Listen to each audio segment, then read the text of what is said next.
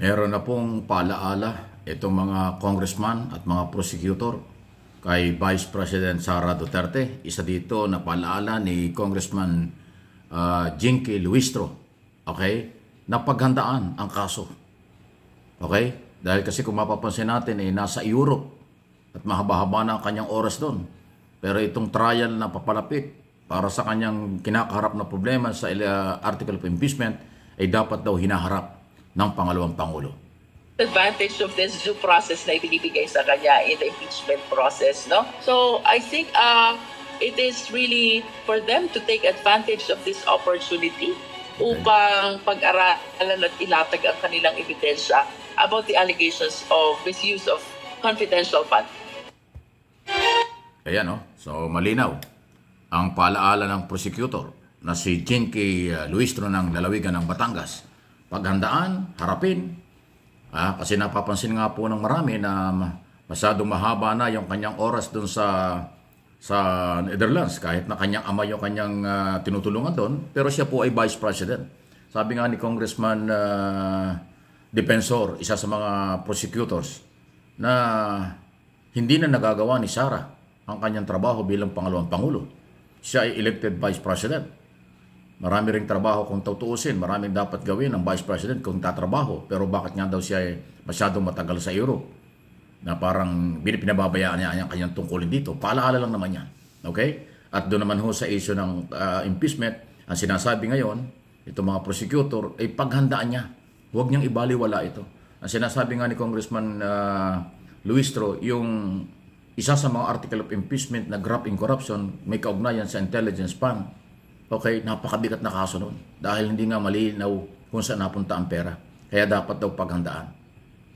Okay, napapansin po natin na talagang parang, although sabi ni Sara, nakahanda na ang kanyang abogado. Pero hindi lang dapat yung mga abogado. Dapat nandito siya sa Pilipinas. Kaya nga lang po, inuubos na ngayon ang kanyang panahon doon sa kanyang ama sa Europe. Tingnan natin, baka naman ito dahil magbe-birthday lang, o birthday nga po, after ng birthday, baka uuwi na. Kasi hindi naman talaga siya pwedeng manatili doon ng matagal. Siya po ay government official. Sa ayaw at sa gusto ng kung sino mang kanyang followers, siya ay government official. Siya ay mayroong pananagutan sa mamamayang Pilipino. At siya ay dapat nagtatrabaho para sa mamamayang Pilipino, hindi nagtatrabaho para lang sa kanyang pamilya. Yan po yung paalaala. Okay? Dahil kahit sinong government official, elected, appointed, career, mayroong obligasyon sa bayan kasi pinapasweldo ka ng bayan. Nanumpa kayo sa ating saligang batas na susundin nyo ang lahat ng alituntunin ng ating saligang batas. Kasama dyan ang full-time na trabaho sa ating pamahalaan. Ngayon, kung nasa abroad o kung saan nagpupunta, malayo yan sa sinumpaan. Kaya ho, paalaala lang. Okay? So, ang prosecutors kasi nakahanda na bitin na nga ang mga prosecutor tungkol dyan sa impeachment ni Sara Duterte at trial na dapat gawin ng Senado. Pero next Congress na ho talaga pag-uusapan yan. Tingnan natin. Okay? Yung bang pananatili ni Sara sa Europe, sa Netherlands, ay legal pa ba o hindi na? Okay? Di bali po yung ibang mga membro ng pamilya na hindi naman taga-gobyerno, okay lang. Na sila ay nag-abroad. Pero speaking of abroad, nabalitaan ba nyo?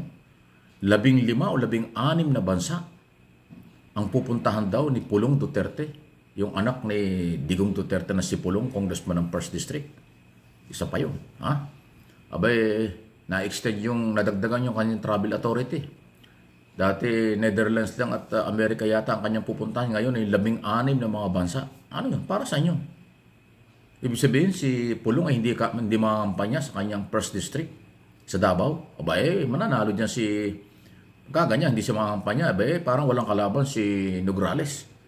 Si Attorney Congresswoman Mix Nograles ang kanyang kalaban sa unang distrito ng Davao.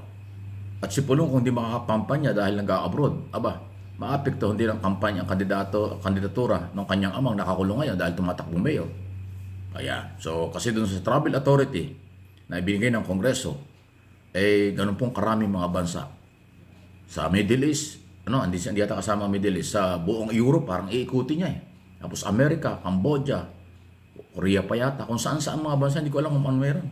Siya ba yung mga kampanya sa OFW? Hindi naman siya party list congressman. Hindi naman siya senator candidate. Iyan ho yung kailangan umikot dahil OFW ang kakaharapin. Pero wala naman eh. Hindi naman siya national candidate. O kaya tuloy yung iba nagdududa. Alam naman natin, mabigat din po ang mga kaso ni Pulong dito sa Pilipinas. Merong smuggling case na nakapile dyan sa DOJ. Di ba? Na ipinile ni Senator Trillanes. Yung mga kasong kriminal din na ipinile sa kanya. So kaya tuloy yung iba nagdududa, ito ba'y naghahanap ng mga bansa na pwedeng pag-applyan ng political asylum? Kaya bakit napakaraming bansang pupuntahan? O ito ba'y mamamasyal lang?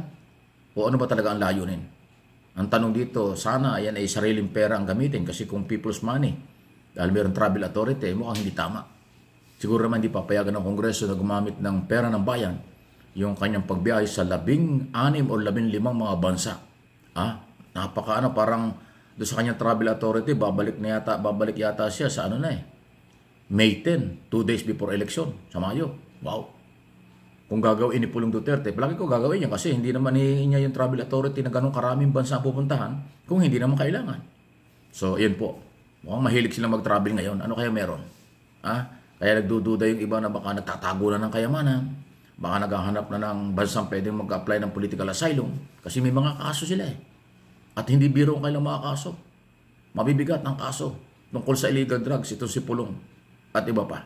Hindi naman po nawawala yung mga ebidensya at kasong nakapile ngayon before Department of Justice, National Prosecutor Service. Sana naman hindi yun ang plano. Binabalita ko lang sa inyo na may mga nag-iisip ng mga Pilipino ng ganyan. Dahil nga sa nakakapagtaka, bakit napakaraming bansa na kanyang pupuntahan. Yan ay personal travel niya, okay yan. Kung sarili niyang pera, bahala siya. Okay? Ngayon, kung mayroong involved na pera ang gobyerno, ayun lang, hindi tama. Pero kung para saan, yun nga yung tanong. Kahit ako nagtatanong, para saan? Para ikutin ang napakaraming mga bansa sa mundo. Samantalang nasa ICC lang naman si Duterte kung yun ang kanyang dadalawin. Although kasama ang Netherlands na kanyang pupuntahan. Para saan niya? Kaya nga, alam naman natin, pagka ganyan ang galawan ng isang government official, yan po hindi masamang pag-usapan. Ang isang public official, ano man ang ginagawa nito, legal at karapatan ng kahit sino, magtanong at talakayin kung ano ang kanyang ginagawa. Kasi government official. Ngayon, kung wala ka sa gobyerno, wala tayong pakialam dyan. Kung nasa pribadong sektor ka na, kampanya, kung ano man kayo, walang pakialam kung kahit sino. Pero kapag government official, hindi lang congressman, kahit na sino, na government official, karapatan ng kahit sinong talakayin, magtanong, itapik sa social media at iba pang talakayan ng mga media fora kung bakit umalis at ano ang dahilan. Yun po yun. Pinapaliwanag ko lang mabuti dahil may mga saradong isip na kahit sarado, sana magbukas pa rin kahit pa paano. Baka akala nyo batikos ito. Hindi batikos ito kung naiintindihan nyo. Pagbabalita lang, pagbibigay ng analysis at opinion, at pagtatanong, bakit nila ginagawa yon. Yun lang po yun. Please like and share ang ating lahat ng mga video sa MA Pinoy TV at Mike Abe Opinions, ang ating dalawang channel.